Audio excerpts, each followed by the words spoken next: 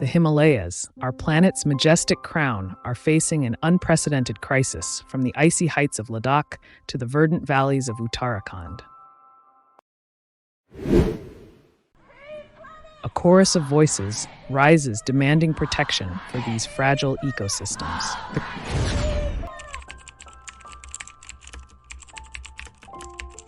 The call for extending the safeguards of the 5th and 6th schedules to these regions is not just a plea for environmental conservation, it is a cry for survival. The mountains are the source of life-giving rivers, the guardians of biodiversity, and the anchors of cultural heritage. Their fate is intertwined with the well-being of millions. The Himalayas are a region of immense beauty and ecological significance, yet they are increasingly vulnerable to the impacts of climate change and unsustainable development. Glaciers are receding at alarming rates. Water sources are dwindling, and extreme weather events are becoming more frequent. The consequences for the people and ecosystems that depend on these mountains. The Himalayan ecosystem is a delicate tapestry woven together by intricate relationships between diverse species and their surroundings. This delicate balance is now under threat. Deforestation, driven by the insatiable demand for timber, and land is stripping the mountains of their protective cover. As forests disappear, soil erosion increases, making the region more susceptible to landslides and floods.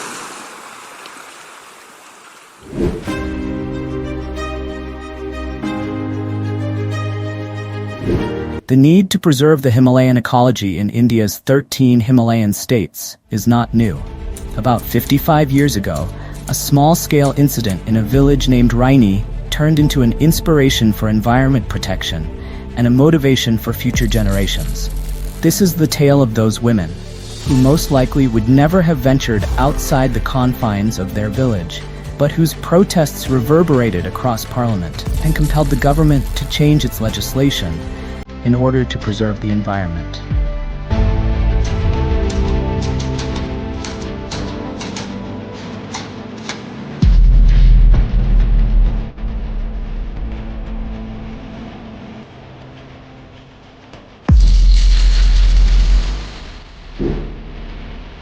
High in the Himalayas, nestled amidst towering trees and whispering winds, lived Gaura Devi.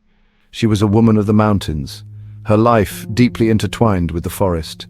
The forest was her home, her provider, her sanctuary. It gave her food, fuel, and fodder. It protected her village from landslides and floods. Gaura Devi was born in 1925 in a village named Lada in the state of Uttarakhand. At the age of 12, she was married to Maharban Singh, a local villager of Raini. She moved to a nearby village named Raini by the Alaknanda River. By the age of 22, she was a widow with a child. Her new village was near to the border with Tibet. Her whole life was dependent on forests, from fodders to medicinal plant to millets. To Gaura Devi, the forest was life itself.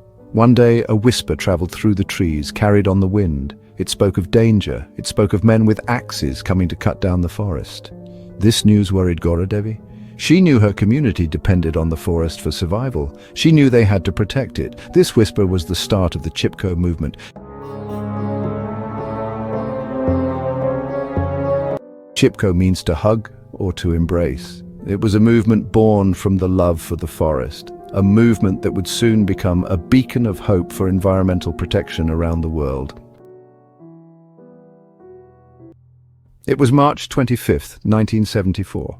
The whispers in the wind became a desperate cry. A young girl ran into the village, her voice trembling with fear. "They are here," she cried. "The loggers are here to cut down our trees." Panic spread through the village.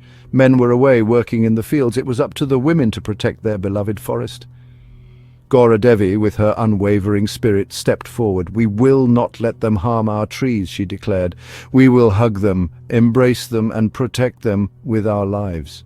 Her words ignited a fire in the hearts of the village women. They picked up their sickles and axes, tools of their everyday life, and followed Gaura Devi. They were determined to confront the loggers and defend their forest. The women reached the forest and found the loggers preparing to strike. The air was thick with the smell of pine and the ominous sound of sharpening blades. Gaura Devi, fearless and resolute, stood before the loggers. With her hand raised, She commanded them to stop. "These trees are our lifeline," she declared. "We will not let you touch them." The loggers, taken aback by the women's defiance, tried to intimidate them. They laughed and threatened them. They told them to go back to their homes, but Gaura Devi and the women stood their ground. They formed a protective circle around the trees, their arms outstretched, their voices united in a chorus of defiance. Gaura Devi's courage was contagious. The women of Reni village stood firm, their determination unwavering. They faced the loggers, their eyes locked in a battle of wills. They refused to move. They knew their lives, their children's lives, depended on the forest. Seeing the women's unwavering resolve, the loggers finally backed down. They left the forest that day, their axes silent. Gaura Devi and the women had won. They had protected their forest. Their act of courage, of hugging trees to save them, resonated throughout the region. It inspired others to join the Chipko movement. The small incident at the village attracted two environmental activists, Chandi Prasad Bhatt, who was a social activist and environmentalist active during the early phase of the movement and played an instrumental role in shaping the movement and uniting villagers against unsustainable deforestation. Sundarlal Bahuguna, who played a crucial role in organizing the local communities and spreading awareness about the importance of forests. His efforts were instrumental in mobilizing people. These two activists educated people through songs, plays, cycling, and their speeches about this issue. The Chipko movement, ignited by Gaura Devi's bravery, spread like wildfire through the Himalayas. Villages came together to protect their forests. They understood that the forests were not just a source of timber, but the very foundation of their lives. The government took notice of the movement's growing strength. A committee was formed to investigate the issue.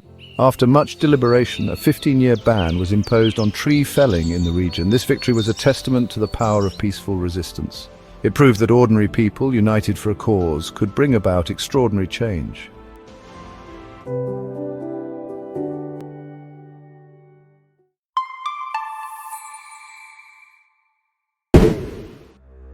Who would have thought almost 20 years ago, the hero whose movie we watched on screen one day will become the voice of millions, and will be fighting a war alone with the invisible enemies like deforestation, floods, and climate change. Sonam Wangchuk, born the 1st of September 1966, is an Indian engineer, innovator, and education reformist. He is the founding director of the Students' Educational and Cultural Movement of Ladakh, founded in 1988 by a group of students who had been, in his own words, the victims of an alien education system foisted on Ladakh. He is also known for designing the Sekmol campus that runs on solar energy and uses no fossil fuels for cooking, lighting, or heating. Wangchuk was instrumental in the launch of Operation New Hope in 1994, a collaboration of government, village communities, and the civil society to bring reforms in the government school system.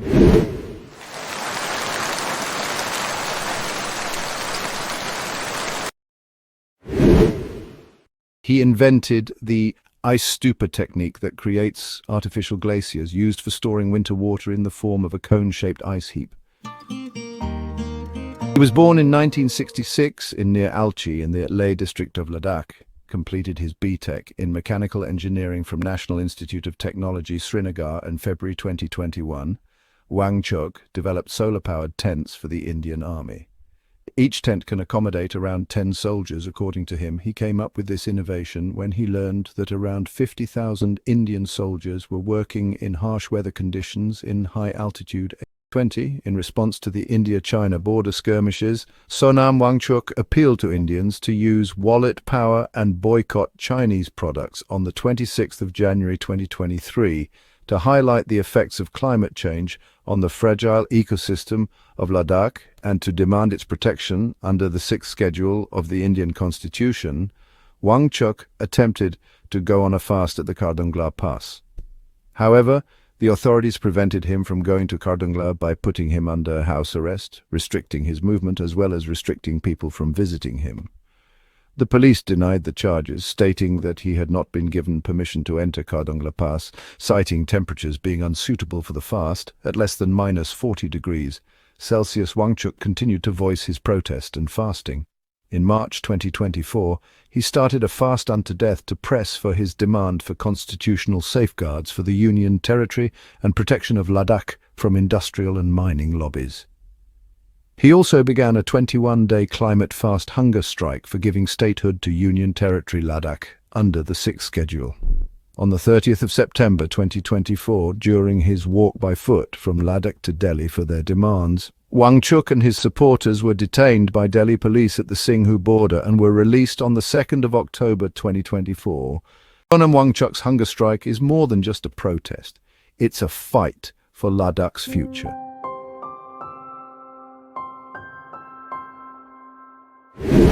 After 55 years, people in Himalayan states are demanding land laws. Sonam Wangchuk is in jail, protesting, sometimes fasting, and the statue of Gaura Devi is in a broken state, which encapsulates the seriousness of everyone to protect Himalayan states from natural disasters like floods, avalanches, forest fires, earthquakes, cloud bursts, and more. If we talk about disasters, at least 768 people died in the 1991 Uttarkashi earthquake, while roughly 255 people were killed in the 1998 Malpa landslide. And more than 100 persons were died in the 1999 Chamoli earthquake. The 2013 floods in North India killed 5,700 persons and caused extensive damage. The forest fires in Uttarakhand in 2016 and 2020 seriously harmed the environment. More than 200 individuals lost their lives in the 2021 Rishiganga flash floods.